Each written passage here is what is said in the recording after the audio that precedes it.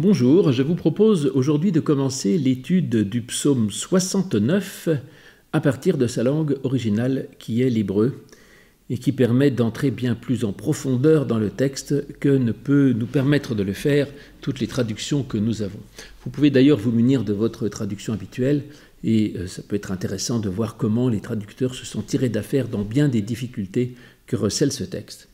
Le psaume 69 a un privilège tout particulier pour nous chrétiens, c'est qu'il est le psaume le plus souvent cité dans le Nouveau Testament. Il y a des dizaines de citations dans le Nouveau Testament, et en particulier à propos du Christ lui-même, et plus en particulier encore à propos de la Passion. Et donc c'est aussi un psaume qui est facilement lu ou souvent lu au cours de la Semaine Sainte ou dans l'approche de Pâques. Ce psaume commence par un titre, comme beaucoup de psaumes d'ailleurs, et là il commence avec une référence au lys, ainsi qu'on le trouve déjà dans les psaumes 45 et 60. Et en effet, ce titre, qui n'est pas sans importance, comme je vous le dis d'habitude, dans ma traduction habituelle est le suivant, au chef de chœur sur les lys de David. Donc ces lys sont bien mystérieux, je vous avais dit que nous en avions déjà parlé dans les psaumes 45 et 60, mais à ce moment-là c'était assez développé. En particulier le psaume 60 rajoutait sur les lys du témoignage pour enseigner ceci, pour marquer cela, etc. Là, il ne dit rien du tout, il dit juste que c'est sur les lys et que c'est de David. Reprenons d'abord, vous en êtes habitué si vous avez déjà entendu certaines de ces émissions, la mention au début du chef de chœur que nous donne nos traductions est la pire traduction qui puisse être. Il n'est pas question, à mon avis, de chef de chœur, mais il y a écrit mot à mot à celui qui excelle, pour exceller, mot à mot. Or, on a supposé que celui qui excellait, on l'en nommait chef, ce qui n'est pas toujours vrai d'ailleurs, mais en tout cas, il s'agit d'être excellent, d'arriver à un ultime, à une sorte de perfection dans quelque chose, donc il s'agit de pouvoir se perfectionner dans un domaine. Je vous avais dit aussi que c'est comme ça que la traduction antique de la Septante, en grec, qui a été faite avant, vers l'an 300, a traduit absolument pas avec une question de chef de chœur, mais il a mis istotélos, c'est-à-dire pour le but et pour l'ultime. Et donc il s'agit d'exceller. Il s'agit d'exceller, je laisse tomber les lys pour l'instant, et il s'agit de David, donc d'exceller dans l'amour, puisque David, Dod, signifie l'amour, c'est le nom d'un roi, David, mais ça veut dire aussi l'amour, donc il s'agit bien d'exceller dans l'amour. Mais on excelle dans l'amour sur les lys. Alors là, c'est un peu compliqué. Le lys, on en entend parler dans le Cantique des Cantiques, au chapitre 2, verset 1, où il est question effectivement du lys dans la vallée, et on dit comme un lys parmi les épines, ainsi est mon bien-aimé. Parfois, ce lys est traduit par rose, et on a supposé que, effectivement, l'intérêt de la rose, c'est que comme une épine, elle a des épines, mais en plus, elle a une fleur, et que le propre de l'humanité, c'est certes de risquer de piquer, mais quand même, elle fait parfois de belles choses, et c'est tout à fait l'essentiel. Mais la traduction par rose ne convient pas à mon avis, puisque Dieu lui-même est comparé à un lys, et Dieu, à mon avis, n'a pas d'épines, il n'est que beauté. Par conséquent, lys, c'est beaucoup mieux. Alors, donc, il s'agit sur les lys, mais que viennent faire ces lys là-dedans si on n'est pas obligé d'aller chercher le Cantique des Cantiques pour ça? Lys, Shoshan, on nous dit que ça viendrait de sous en hébreu, qui veut dire exulter, se réjouir. Et donc, sur les lys, c'est-à-dire dans la joie et dans l'exultation. Ce serait donc un psaume sur la joie, sur l'exultation, sur le bonheur. C'est un peu étonnant parce que ce psaume est un psaume de lamentation. C'est un psaume qui est vraiment difficile, dirais-je, qui exprime tout le sentiment de tristesse, de désespoir, de découragement même du fidèle, qui ensuite prie à Dieu. Et donc c'est un psaume plutôt difficile et plutôt tourmenté, pourrions-nous dire. Et même si effectivement, il finit à peu près bien, mais enfin il finit sur un appel à Dieu, oui, ô Dieu, sauve Sion, et puis c'est tout ce dont il est question, donc il appelle à Dieu son salut, mais le psaume n'est pas un psaume vraiment de confiance, enfin on suppose qu'il a confiance en Dieu, mais ça n'est pas évident, en tout cas c'est pas du tout un psaume joyeux, on ne peut pas le dire. Et donc dire qu'il s'agirait d'un psaume sur la joie est un peu paradoxal. Alors, la Septante, toujours cette traduction antique dont je vous parlais, elle l'a compris autrement, et elle a traduit istotélos, donc pour le but, hyper to allo otissomenon, to David, donc à David. Hyper ton allo otissomenon, alors ça veut dire sur ceux qui sont transformés. Comment est-ce qu'ils en arrivent à cette idée de transformation à partir du mot lys? C'est que probablement que la Septante fait dériver les shoshanim, les lys, non pas de sous, qui veut dire exalter, exulter, se réjouir, mais de shana, qui veut dire altérer, changer. Altérer, changer, et parfois aussi ça veut dire se déguiser, devenir autrement. Et par exemple, les vœux de bonne année, je crois que les Juifs disent Shana Tova, ça veut dire bon changement d'année, autrement dit.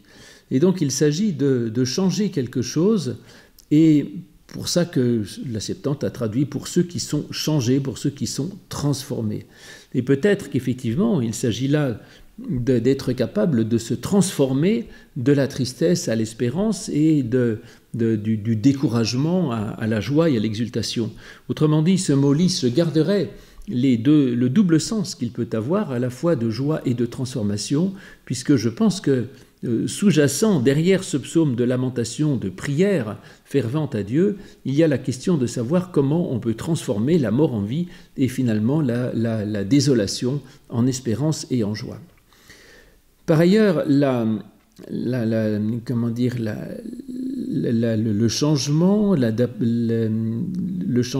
shana, vous disais-je, ce verbe peut désigner aussi répéter et enseigner. D'ailleurs, c'est de là que vient le mot Mishnah, toujours shana comme shoshanim.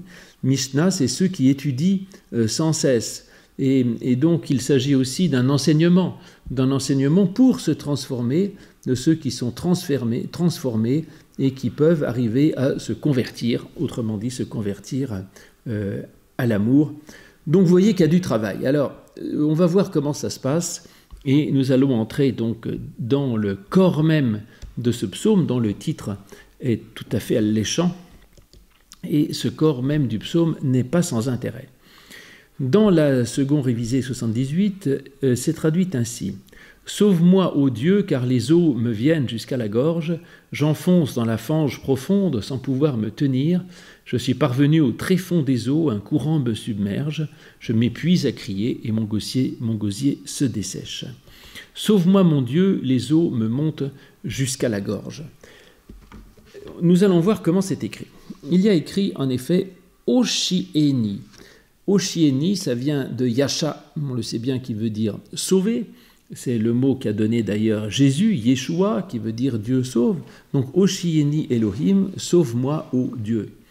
Vous savez que Dieu a différents noms. Il est appelé parfois Elohim, c'est le Dieu par excellence, le Dieu absolu.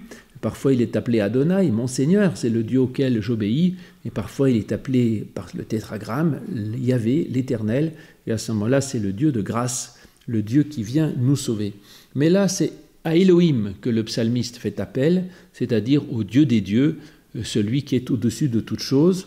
Et je pense que ce n'est pas pour rien, parce que on peut être sauvé par la grâce de Dieu, certes, mais on peut aussi être sauvé parce que Dieu est grand et fort.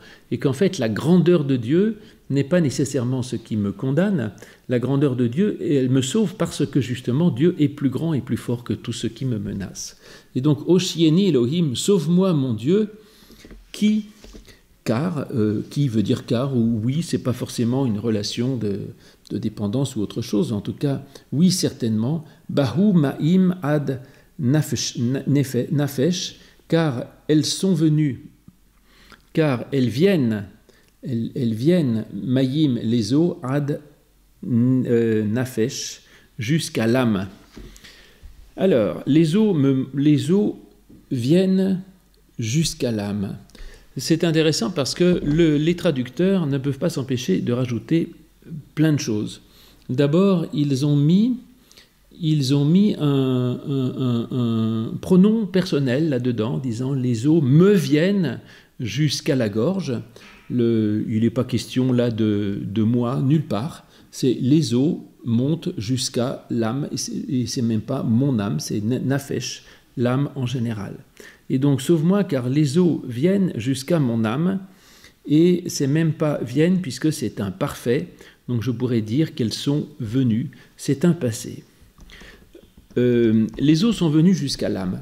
Les traducteurs mettent jusqu'à la gorge. Ça peut se défendre, parce qu'en effet, nefesh, c'est normalement l'âme, je n'ai pas trop de doute là-dessus, et les traducteurs se sont dit que les eaux, elles montaient plutôt jusqu'à la gorge. Enfin, on imagine très bien ce dont il peut s'agir. Et nefesh peut effectivement désigner la gorge, pourquoi pas, parce que l'âme, c'est le souffle de vie, et donc on respire par la gorge. Donc ils ont supposé que par métonymie, il pouvait s'agir non pas tellement d'âme, mais de gorge. Mais néanmoins, ce n'est pas ce qui est écrit dans le texte. Et donc je propose, moi, de rester fidèle au texte et de garder le mot âme, que d'ailleurs la Septante a gardé, puisqu'elle a mis Eos psychis mou. Donc la Septante a rajouté mou à moi jusqu'à mon âme, mais elle a gardé l'idée d'âme et n'a pas mis la notion de gorge. Alors là, c'est important, pourquoi? Eh bien parce que j'aime particulièrement ce début de psaume, parce qu'il est évident qu'on ne peut que le comprendre d'une façon allégorique. Ce n'est pas la prière de celui qui est dans le Titanic et qui est en train de se noyer concrètement, justement, en disant « les eaux me montent jusqu'à la gorge ». C'est une expression pour désigner celui qui a l'impression de se noyer, de se perdre dans des événements qui sont trop durs et trop menaçants pour lui.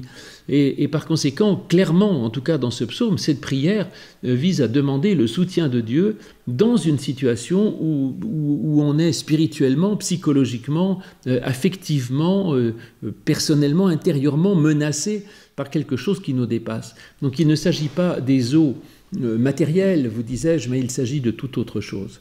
Et c'est très important ça, parce que je crois que c'est la clé de lecture et d'interprétation que l'on doit garder lorsqu'on lit tous ces textes du Nouveau Testament en particulier, où il est question de Jésus qui calme la tempête, où il s'agit de Pierre qui marche sur l'eau. Et là encore, quand Jésus fait marcher Pierre sur l'eau, c'est pas qu'il lui invente une sorte de méthode de ski nautique, si vous voulez, c'est pas du tout cette question-là. La question, c'est comment est-ce que, confronté à quelque chose qui va me noyer, dont je me dis là je vais perdre pied et couler, comment est-ce que Dieu, par Jésus-Christ, arrive à nous permettre justement de nous tirer de ce qui semblait devoir nous noyer et nous faire perdre. Donc oui, l'eau et la mer est pour les Hébreux source de mort, de malédiction, de souffrance et d'épreuve, et de savoir comment Dieu nous sauve. Vous savez, et nous le disons souvent, qu'il y a là également une différence d'interprétation sur le rôle de Dieu entre l'Ancien et le Nouveau Testament, puisque dans l'Ancien Testament, le peuple déjà est confronté à de l'eau lorsqu'il arrive devant la mer Rouge, et le peuple dit, là c'est fichu, on n'y arrivera pas, on va se noyer, il y a quelque chose d'intraversable, et la promesse qui est faite à ce moment-là, c'est que Dieu va écarter la mer pour que le peuple traverse à pied sec. Et donc on croyait dans la théologie de l'Ancien Testament, dans un Dieu qui intervient sur les événements et qui permet aux croyants de traverser sans que les événements l'en empêchent ou le menacent. Dans le Nouveau Testament, de nouveau, les disciples sont plusieurs fois confrontés à la mer, mais cette fois, Dieu n'écarte pas la mer, mais il permet aux disciples de marcher sur la mer, qui reste donc là, mais les disciples passent par-dessus. Et donc on voit dans le Nouveau Testament un autre mode d'action de Dieu, qui n'est pas tellement sur les événements eux-mêmes, mais qui est sur le croyant. Dieu permet aux croyants de marcher au-dessus des difficultés. Il n'enlève pas les difficultés de la vie du croyant, mais il lui permet de pouvoir les surmonter et de les traverser. Et donc voilà pourquoi ce psaume 69 est essentiel, parce qu'il est évident là qu'on ne peut l'interpréter que spirituellement, et par conséquent ça ouvre la piste de l'interprétation spirituelle de tous ces textes de la Bible où il est question d'eau, depuis la traversée de la mer Rouge jusqu'à Jésus qui marche sur l'eau et jusqu'à les épisodes de la tempête apaisée. Et donc effectivement il dit les eaux sont venues jusqu'à l'âme en général, et d'abord, ce n'est pas forcément mon âme, mais sur l'âme en général.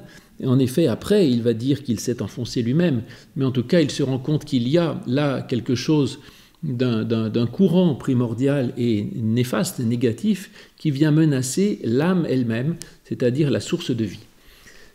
L'âme dans la Bible, petit rappel d'anthropologie, l'âme dans la Bible n'est pas réservée à l'humain. L'âme est le principe vital que les hommes et les animaux partagent, c'est-à-dire tout vivant a une âme dans la Bible, les animaux aussi, donc ils sont des âmes vivantes, des nefesh raya. Et par conséquent, la seule différence entre les animaux et les hommes, dirais-je, c'est que, mais là c'est le chrétien qui parle, c'est que l'âme humaine est immortelle, alors que l'âme d'une fourmi n'est pas immortelle. Une fourmi, tant qu'elle est vivante, elle est une âme vivante, et quand elle meurt, son âme n'informe plus le corps, et donc il n'y a plus d'âme. Autrement dit, l'âme disparaît. Alors l'âme, c'est le principe de la vie, et là, la désolation première du psalmiste, c'est de se dire les eaux primordiales, dont il est question d'ailleurs dans la Genèse, hein, quand au moment où Dieu crée, on dit l'Esprit de Dieu planait sur la surface des eaux, donc il n'y avait que les eaux, et Dieu arrive à créer du sec, si vous voulez, à séparer les eaux d'en haut, les eaux d'en bas, et à faire émerger du sec pour que la vie puisse survenir. Là, on est de nouveau dans la menace des eaux primordiales, du tohu-bohu, qui vient menacer la source même de la vie, c'est-à-dire la source même de la façon de pouvoir être, et pas simplement ma vie à moi, mais la source même de la vie. Donc pourrions-nous dire, c'est vraiment le croyant qui est confronté, si ce n'est à la mort, qui s'oppose à la vie, mais en tout cas à toutes sortes de puissances morbides. Et il y a autour de nous, et pas simplement en nous, mais aussi dans le monde et autour de nous, chez nos proches ou dans la société, dans le monde, dans la planète en général, des puissances morbides, mortifères, qui viennent menacer la vie elle-même. Et là, c'est la première plainte du croyant de dire qu'il a besoin que Dieu le sauve et qu'il fait appel donc à ce Dieu qui est plus grand que toute chose, parce qu'effectivement, il y a ces eaux qui menacent la gorge et qui sont venues pour menacer la gorge. Les eaux sont venues, ils ne disent pas qu'elles montent d'ailleurs, parce qu'elles sont simplement venues. Au verset 3, il y a effectivement une petite barre verticale, un pasek après le premier mot, que je garderai donc tout seul, tavati. Tavati, tava, ça veut dire s'enfoncer, se noyer, et donc tavati, ça veut dire je m'enfonce. Donc ce coup-ci, il est bien question du je. On passe du collectif, du général à je. Et je vois qu'il y a une puissance morbide dans le monde, et moi, je m'enfonce. Tavarti. Ava, ça veut dire enfoncer, noyer. La première occurrence, elle se trouve précisément lors de la traversée de la mer Rouge, la première occurrence dans la Bible, en Exode 15, verset 4, quand les chars du Pharaon sont submergés dans les eaux de la mer Rouge. Et la deuxième occurrence, c'est en 1 Samuel 17, verset 49, c'est une circonstance un peu différente, lorsque la pierre de David s'enfonce dans le front du géant Goliath. C'est amusant. Mais en tout cas, il s'agit de quelque chose qui s'enfonce et qui peut provoquer justement la mort. Parce que cet enfoncement, elle a tué deux personnes mauvaises, je dirais d'abord les chars du Pharaon, et puis le géant Goliath. Mais David n'a pas été enfoncé, et le peuple non plus n'a pas été enfoncé, puisqu'il a pu traverser la mer Rouge à sec. Donc quand il dit Tavarti, ça veut dire je m'enfonce, ou plutôt je me suis enfoncé, là encore on est à l'accompli, c'est-à-dire au passé. Donc vous voyez que dans la mesure où c'est passé, c'est qu'il regarde plutôt une rétrospective plutôt qu'une situation présente, mais il considère qu'il s'est enfoncé lui-même il s'est enfoncé. Donc je vous disais, nos traductions générales continuent en disant Tavarati biven dans un bourbier Metsula de gouffre, je me suis enfoncé dans une boue abyssale, je ne sais pas comment dire, mais en fait il y a là une petite barre verticale, un pasek entre je me suis enfoncé et le bourbier du gouffre. Par conséquent, aucun traducteur ne prend au sérieux cette indication du pasek. Donc cette coupure qu'il y a après « je me suis enfoncé ».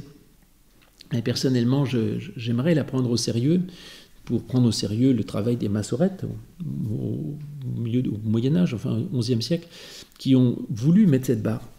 C'est-à-dire pour séparer le « je me suis enfoncé » du bourbier du gouffre. Pourquoi l'ont-ils séparé ? Soit parce que il a voulu mettre en exergue en quelque sorte ce « je me suis enfoncé ».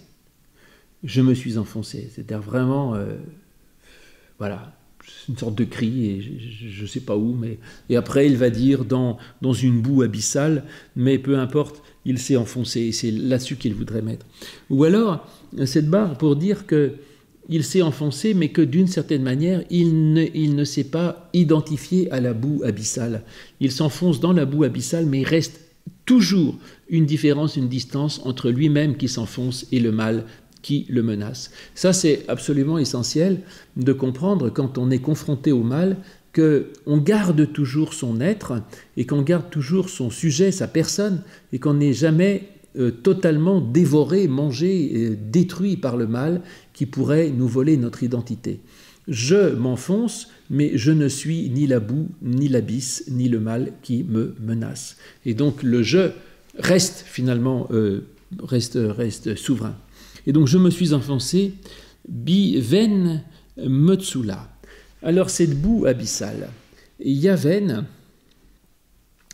c'est un mot extrêmement rare, qui, je crois qu'on l'a que 2 fois dans toute la Bible, donc c'est assez compliqué pour savoir ce qu'il peut vouloir dire. On l'avait au psaume 40, verset 3, la fange, la boue, et on pense que c'est de la boue. Alors, est-ce qu'il y avait un lien avec un mot très proche, yayin? On sait que le yod et le vav en hébreu sont assez facilement interchangeables. Yayin qui désigne le vin. Peut-être que yaven et yayin, du coup, c'est la boue, la lie de vin. Et donc, il s'enfonce dans la mer, et cette mer est une mer de vin. Est-ce que, disons qu'en tout cas, yaven, moi, ça fait penser au vin. Voilà, en tant qu'hébraïsant, je fais un lien forcément parce que les 2 mots sont proches et probablement liés entre eux. L'idée que la mer puisse être en lien avec le vin n'est pas totalement absurde d'un point de vue biblique, puisque en particulier, il y a une des plaies d'Égypte qui transforme justement l'eau en vin, l'eau de la mer en vin. Et c'est également, je ne sais pas si c'est un rapport, mais ce que fera Jésus aux noces de Cana, il transforme aussi l'eau en vin. Mais ce n'est pas là de la mer et ce n'est pas de la boue en tout cas. En tout cas, dans les plaies d'Égypte, il y a quelque chose de particulier qui vient faire à ce moment-là et qu'il s'enfonce dans la mer, comme précisément les rebelles égyptiens vont s'enfoncer dans la punition, la menace que leur fait Dieu de transformer l'eau de la mer en vin. Autrement dit, encore une fois, le juste, plus ou moins juste, en tout cas on va le voir, qui est le psalmiste, considère qu'il est lui-même menacé, enfin qu'il subit ce qui normalement est fait pour les méchants, comme il s'enfonçait, comme les chars du pharaon, comme Goliath, et là, pour lui aussi, il s'enfonce dans une lie de vin, comme l'une de ces plaies d'Égypte, qui s'enfoncera dans la mer Rouge. Et donc, il s'enfonce dans de l'eau, et qui est Metzula, comme un gouffre profond. Comme un gouffre profond, effectivement, Metzula, c'est une profondeur abyssale, et il y a l'idée de cette profondeur terrible dans lequel il s'enfonce. Je pense que les traducteurs, quand ils me mettent « Sauve-moi mon Dieu, les eaux me montent jusqu'à la gorge et je m'enfonce », il y a un côté un peu ascenseur qui monte et qui descend. L'hébreu n'a pas ça, puisqu'il ne dit pas que l'eau me monte jusqu'à la gorge, il dit « l'eau me vient à la gorge et moi je descends ». Donc ce n'est pas l'eau qui monte, c'est moi qui descends. Ce n'est pas du tout pareil. C'est-à-dire que le mal vient à moi, mais il ne monte pas. Il ne peut pas monter d'abord, parce que monter, c'est-à-dire qu'il s'élèverait à Dieu, c'est Dieu qui est en hauteur. Donc non, l'eau ne monte pas, certainement pas. L'eau, elle ne fait de toute façon que descendre, et c'est moi qui m'enfonce dans un bourbier qui est abyssal, c'est-à-dire qui est d'une profondeur terrible. Ve ein me'amad, ein ça veut dire et rien du tout. Me'amad, amad ça veut dire se tenir debout, et me'amad pour se tenir debout, et donc rien pour se tenir debout.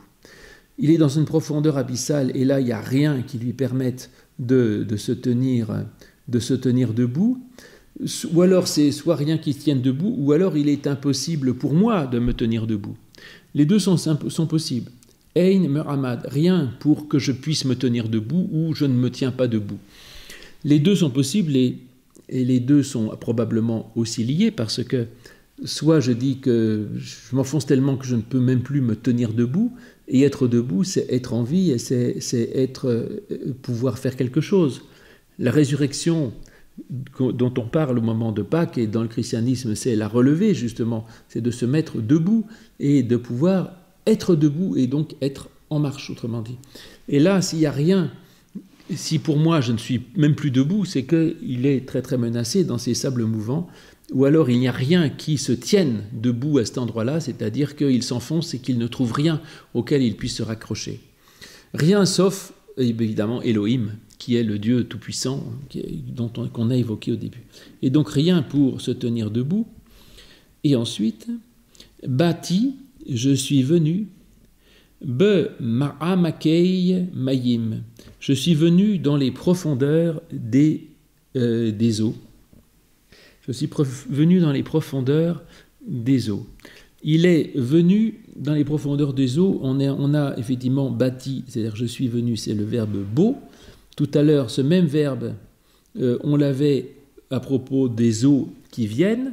Donc les eaux venaient jusqu'à moi, et maintenant c'est lui qui va dans les profondeurs. Donc sa situation est encore plus grave qu'avant, parce que tout à l'heure, le mal est venu à lui, et ensuite, lui, il s'est enfoncé et lui-même est entraîné, autrement dit, par les eaux, et c'est lui qui va dans les profondeurs. Les ma'akim,